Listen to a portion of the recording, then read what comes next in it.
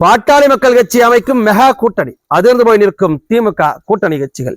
பேரன்பிற்குரிய தோப்பில் கொடுத்த உறவுகளுக்கு வணக்கம். நான் உங்க மயிலாமூர் கார்த்தி.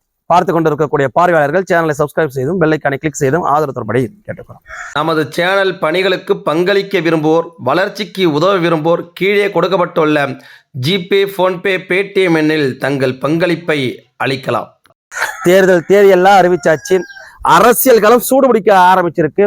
பாட்டாளி மக்கள் கட்சியினுடைய கூட்டணி நிலைப்பாடு மட்டும் வெளியே வந்துட்டா போதும், அத்தனை வேட்பாளர்களுக்கும் பாமக ஆதரவு பெறக்கூடிய வேட்பாளர்கள் உச்சபட்ச மகிழ்ச்சியிலையும், திமுக கூட்டணி கட்சியினுடைய வேட்பாளர்கள் கதிகலங்கி நிற்கக்கூடிய காட்சிகளையும் இந்த தேர்தல் அரசியல் களம் பார்க்கும்.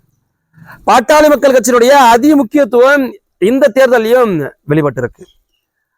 பாமக கூட்டணிக்கு கொண்டு வருவதற்கு இரண்டு கட்சிகள் தீவிர முயற்சி செய்யறாங்க. அது வெளிப்படையா எல்லாருக்கும் தெரிஞ்சதுதான். ஒண்ணு தமிழ்நாட்டை ஆண்ட அதிமுக, இன்னொன்னு இந்தியாவையே ஆளுகின்ற பாரதிய ஜனதா கட்சி. இந்த இரண்டு கட்சிகளும் பாமக பலம் அறியாம இந்த அளவிற்கு பாமக வரவுக்காக காத்திருக்க மாட்டாங்கன்றது எல்லாருக்குமே தெரியும். அரசியல இருந்து எல்லாருக்குமே தெரியும். ஏன்னா ஒருத்தவங்க உளவுத்துறையை கையில வச்சிருப்பாங்க. கடந்த 3 ஆண்டுகளுக்கு முன்னாடி வரைக்கும் அவர்களுக்கு பாமக பலம் என்னன்றது தெரியும். இன்னைக்கும் தொடர்புல இருப்பாங்க. இந்தியாவையே ஆளக்கூடிய கட்சி. பல கட்சிகளுக்கு தண்ணி காட்டின கட்சி பாஜக. ஆனா பாஜகவுக்கே தண்ணி காட்டிட்டு இருக்கு பாமக. அப்ப இந்தியாவில் ஆளுகின்ற கட்சிக்கும் பாமகவுடைய பலம் என்பதை தெரிஞ்சிருக்கும். கடந்த 3 ஆண்டுகளை மட்டும் மும்மடங்கு பாட்டாளி மக்கள் கட்சி வளர்ந்திருக்கு. அதற்கான காரணம் என்னன்னா, திமுக செய்த அராஜக போக்குகளை தீரத்தோடு எதிர்த்த ஒரே கட்சி, உண்மையான எதிர்கட்சியாக விளங்கின ஒரே கட்சி பாட்டாளி மக்கள் கட்சி மட்டும்தான். புதிய வாக்காளர்களுடைய எண்ணிக்கை இந்த தேர்தல் அதிகம். அந்த புதிய வாக்காளர்களுடைய வாக்குகள் அத்தனையும் அன்புமணி ராமதாஸ் அவர்களுக்கு அறுவடையாக இருக்கு. இப்படி பாமகவுடைய பலத்தோடு சேர்ந்து நாமும் இந்த தேர்தலில் வெற்றி பெற வேண்டும் என்பது இந்த இரண்டு கட்சிகளும் நினைக்கிற நினைப்பா இருந்துகிட்டு இருக்கு. அது இயல்புதான். தான் கட்சி வெற்றி பெறணும் தான் 2 பேரும் நினைப்பாங்க. அதற்கான தேவை என்னவோ அவர்களை எப்படியாவது நம்ம கூட்டணிக்குள்ளார கொண்டு வரணும்னு நினைக்கிறாங்க. அதெல்லாம் அது தப்பு கிடையாது. பாஜகவும் அதிமுகவும் நினைக்கிறதுல தப்பு கிடையாது. இன்னொரு செய்தியுமே வெளியானுச்சு. பாட்டாளி மக்கள் கட்சியினுடைய தலைவர் அன்புமணி ராமதாஸ் அவர்கள்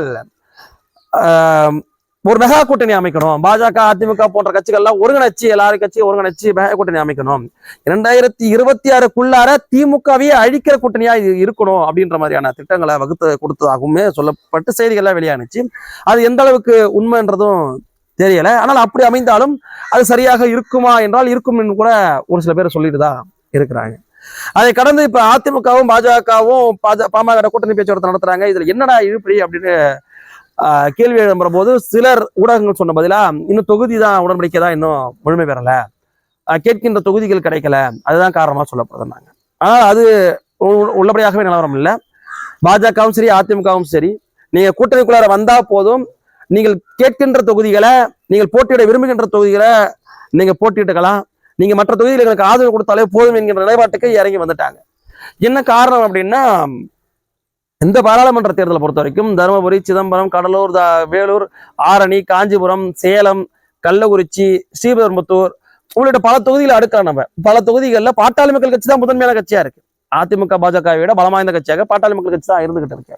அப்ப ஒரு மேஜர் பார்ட்னரா பாமக இருக்கிறாங்க. அவங்கள்ட்ட போயிட்டு நம்ம இந்த தொகுதியெல்லாம் நீங்க போட்டிடணும், இந்த தொகுதியெல்லாம் போட்டிட முடியாது, இந்த சீட்டு தான் கூட போன இவங்களால பேசுறதுக்கான சூழ்நிலையே இப்ப பாஜகவுக்கும் அதிமுகவுக்கும் இல்லை என்பது ஒரு இது. அதனால இழுப்பறி என்பது நடப்பதற்கான வாய்ப்புகள் மிக மிக மிக மிக மிக குறைவு. இன்னொன்னு, பாட்டாளி மக்கள் கட்சி என்பது நாளை இந்த மண்ணை ஆளப்போகின்ற கட்சி. தமிழ்நாட்டுடைய சட்டமன்றத்துல கொடிநாட்டக்கூடிய கட்சி. அப்பேற்பட்ட கட்சி என்பது ஒரு முடிவை அறிவிக்கணும் என்றால் 1000 முறை யோசித்து அதுக்கப்புறம் தான் அறிவிப்பாங்க. அதற்காகவும் கூட இந்த காலதாமதம் இருந்துகிட்டு இருக்கு. இன்னொன்று, அவர்கள் காத்திருக்கிறாங்க அப்படின்னா சும்மா ஒண்ணும் காத்திருக்கல. பாஜகவும் அதிமுகவும் சும்மா ஒண்ணும் காத்திருக்கல, அவருடைய வெற்றிக்காக காத்துட்டு இருக்கிறாங்க. இப்ப பாட்டாளி மக்கள் கட்சியினுடைய கூட்டணி அறிவிப்புக்கு பின்பாக ஒரு தேர்தல் முடிவுகளே வெளியே வந்துடும். நீங்க ஐயோ தேர்தல் தேதியிலேருந்து 1.5 மாசம் இருக்கே அப்படின்றதெல்லாம் காத்துக்கலாம் தேவையில்ல. பாட்டாளி மக்கள் கட்சி கூட்டணி அறிவிச்சாலும் அந்த கூட்டணி தான் வெற்றி கூட்டணி. அந்த கூட்டணியை எத்தனை தொகுதியில் வெல்ல போறாங்க வரைக்குமே தெரிஞ்சிடும். அதனால அந்த தேதி வரைக்கும் காத்திருக்க தேவையில்ல. இன்னொன்றுமே, திமுகவில் வேட்புமனு செய்தவர்கள்ல, விருப்பமனு கொடுத்தவங்கல்ல பலருமே பாமக கூட்டணியை பொறுத்துட்டு அதுக்கப்புறம் நாங்க பாத்துக்கிறோம் என்று பின்வாங்கக்கூடிய சூழ்நிலாம் இருக்கு. திமுக பல தொகுதிகளில் பாமகவுக்கு பயந்துட்டு கூட்டணி கட்சிகளுக்கு ஒதுக்குற சூழ்நிலாம் கூட நடந்துட்டு இருக்கு. சிதம்பரம்லாம் கூட அப்படிதான் ஒதுக்கப்பட்டிருக்கு. இந்த மாதிரி சூழ்நிலைகள் இப்போ இருந்துகிட்டு இருக்கு. இப்ப பாமகவுடைய பலம் என்பது பன்மடங்கு அதிகரிச்சிருக்கு.